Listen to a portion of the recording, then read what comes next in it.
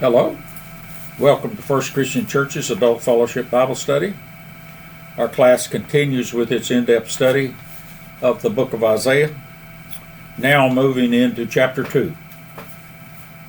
Isaiah scholar Dr. Christopher Seitz, writing from Yale University School of Divinity at the time that he produced his respected compendium, it starts chapter 2 with the following wording.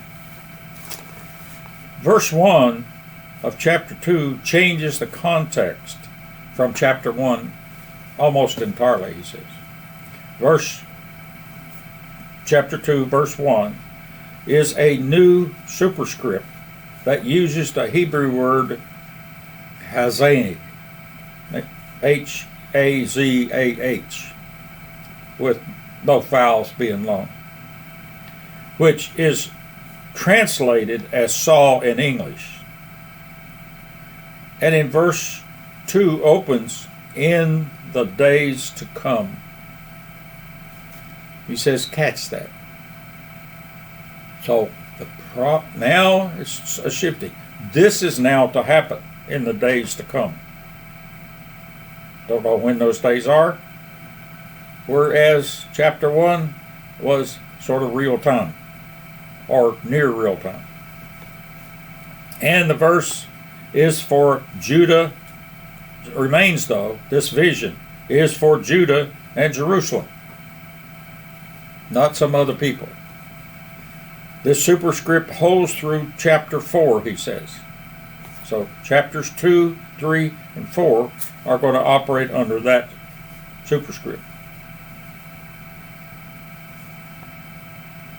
And this is a vision here, he says, for the destiny of Zion, meaning for Jerusalem, beyond his own days. So Dr. Seitz and other Isaiah scholars say now he is envisioning this beyond his life. Probably beyond the life maybe of even the kings that are there that he's talking to and so forth. So this seems to be further in time than the 4 kings listed in chapter 1, verse 1, he said. It also may have circulated, other scholars will mention, that these verses we're reading here today, especially, appear to have circulated maybe even prior to Isaiah, and have been adopted and put into the book of Isaiah. There is some have been for some time building pieces of evidence to suggest that or support that. And therefore may not even be Isaiah, a prophet called Isaiah's work. So let's read the first 4 verses of chapter 2, which are the verses we're referring to here, in the New Revised Standard Version of chapter 2, verses 1 through 4. The word that Isaiah, son of Amos, saw concerning Judah and Jerusalem. In days to come, the mountain of the Lord's house shall be established as the highest of the mountains, and shall be raised above the hills. All the nations shall stream to it. Many people shall come and say, come, let us go up to the mountain of the Lord, to the house of God of Jacob, that he may teach us his ways, and that we may walk in his path. For out of Zion shall go forth instructions, and the word of the Lord from Jerusalem. He shall judge between the nations, and shall arbitrate for many people. They shall beat their swords into plowshares, and their spears into pruning hooks. Nations shall not lift up swords against nations, neither shall they learn war anymore. Of course, a very famous line there, but often that line gets lifted out of context and just used rather than being read in the context of that chapter. Dr. Seitz teaches to appreciate. This is, first of all, symbolic language. In other words, that Jerusalem is to be raised as a mount that is elevated, like with an earthquake or whatever, above others. Will be raised higher than any other mountain, so that whatever happens there will be clear to not just Israel, but to the nations around it. That prominence will then cause all people that see that and see what Israel is doing and how Israel has changed to then pilgrimage to that mountain, to to Israel and to their God, and be taught there. And notice what they're to be taught. They're to be taught the Torah law is what's in the Hebrew that's there. Once they know that law, then the God of Jacob, in other words, the Lord God of Israelite people, Yahweh, will settle divisions between nations and bring an end to warfare.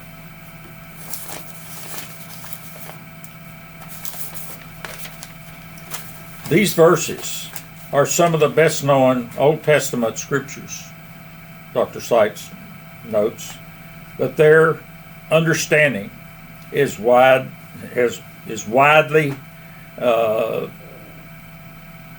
or great variations in interpretation among the faiths. But Dr. Gene Tucker, in his commentary, taught this magnificent prophecy here is basically about peace with justice among nations and people. It clearly is presented, he says, to force a mind's picture, in other words, for the person as it's being spoken, to envision. So very symbolic. You're to form a picture as you're reading that. Some scholars argue strongly this particular prophecy originated with Micah, another prophet who has a book in the Bible. He was a prophet also of the southern kingdom of Judah at roughly the same time as this first Isaiah.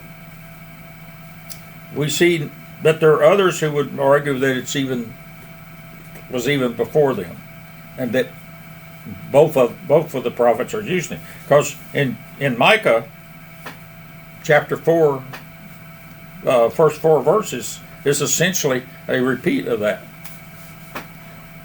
But others equally argue there is no clear evidence so far to help us resolve which of these two prophets authored it, or whether either of them authored it and it was something that was already circulating.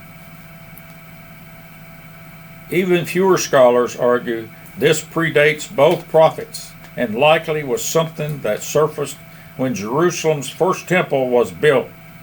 And this thing may have been surfacing for over 100 years, they say, based on some more recent evidence. Missing from the prophecy is a credit to the source, such as, "So saith God." Instead, the source is the speaker. Just by, in other words, it's his own ideas, maybe. This is sort of the idea.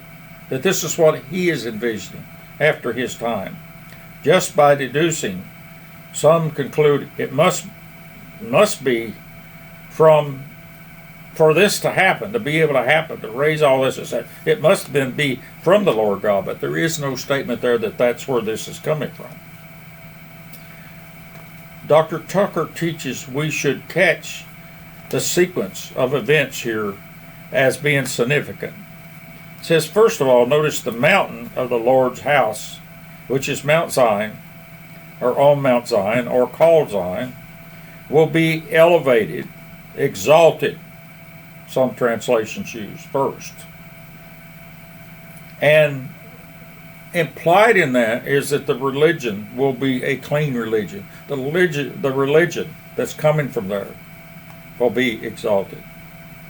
The nation, the people, others will stream to it. They'll pilgrimage to this site.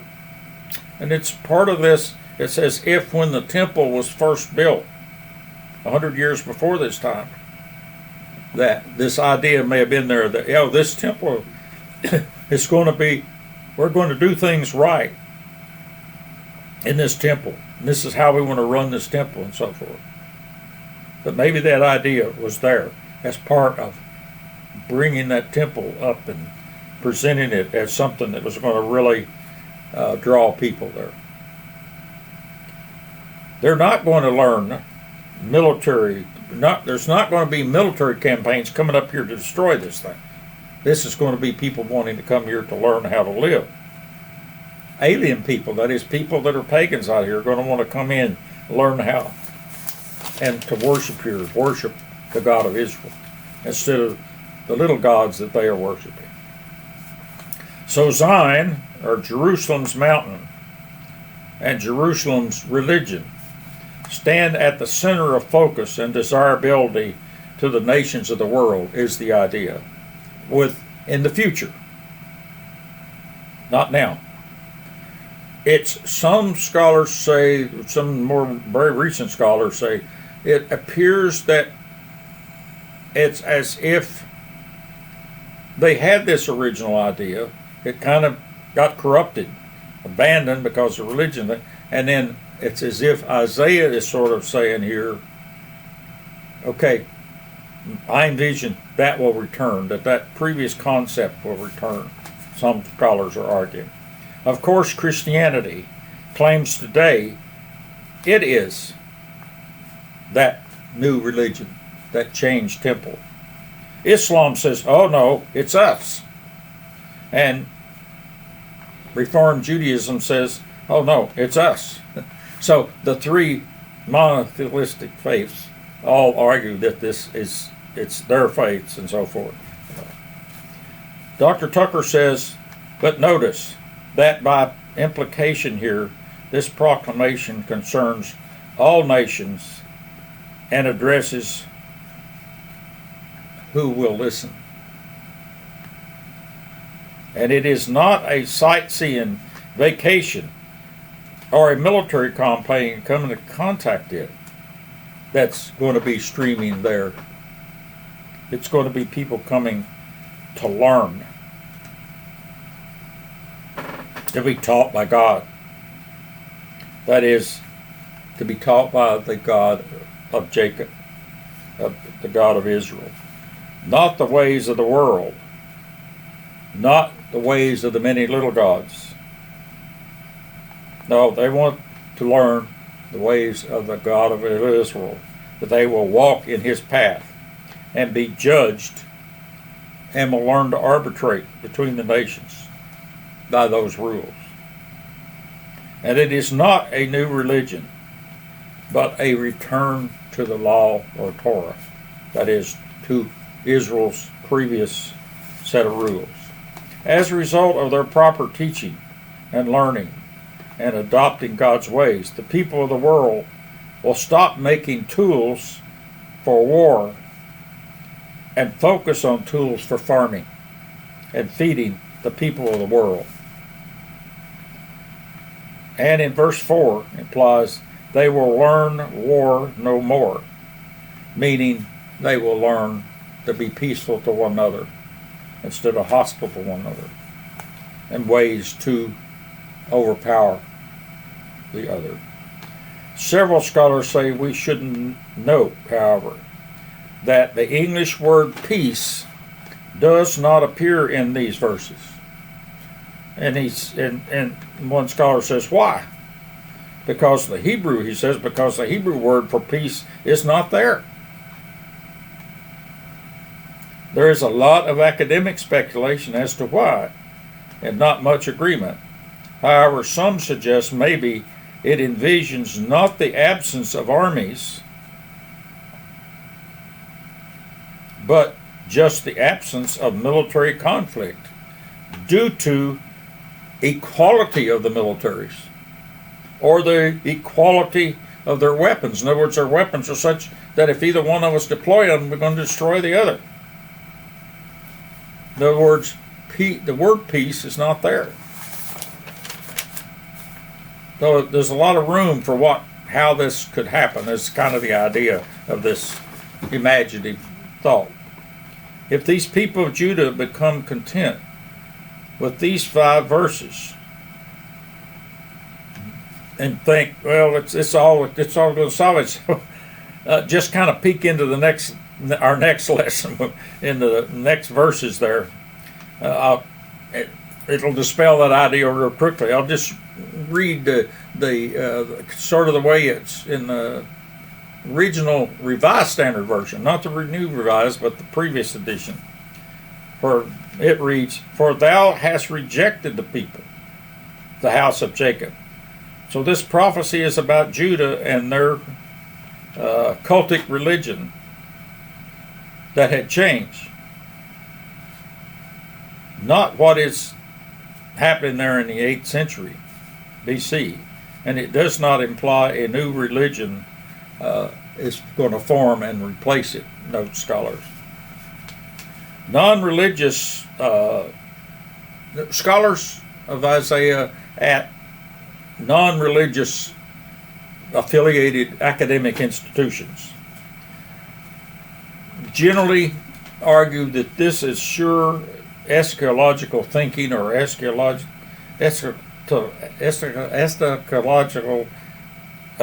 end time happening thinking, if you will. It is something that might happen someday, but clearly not now, and probably not near now of the time, at least considering the time it was conceived, they say. There are some scholars that label this, even go as far as to label this, it's sort of a form of mystical thinking. That is, it's a way of trying to reunite the people with the divine, which is sort of a general rule of academic mystical concept anyway. For there is nothing in human history, they say, found to suggest anything like this has happened on a large scale. Where there has been no wars, it involved isolated tribes of people, usually located great distances apart, and both are all the tribes having abundant food resources and whatever they needed resources. And then furthermore, often separated by some sort of a natural barrier, such as an ocean or massive forest or whatever. Others teach, or impassable mountain range, and so forth. Others teach to note clearly, this is not preceded by a statement that Isaiah's God passed this vision on to Isaiah for him to then pass on to others. Instead, this is put in words that Isaiah saw. Isaiah saw this. Thus, several suggest the author is claiming this was what I imagine or dream if our religion cleans itself up and acts and eliminates the problems that are there and returns to doing God's will. But some scholars add, let us appreciate it is not coming without some human imagination to start with. In other words, if this is going to happen, humans are going to have to also make some major changes, and they're going to have to imagine those changes first in order to begin to carry them out. You have to have a plan. Somebody has to come up with that plan. The possibility, and that's relevant here, then the people would have something to look towards and achieve, and be working towards that goal.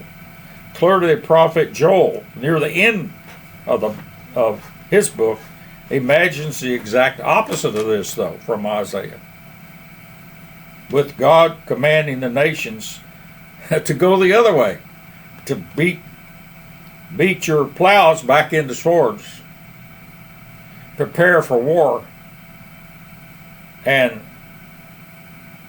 the weakest of your society being prepared to be able to say, I am a warrior. Gives us some sobering ideas to think about here. Scholars give us this sort of input of these 4 verses. Something to the way they look at it. Lots of argument.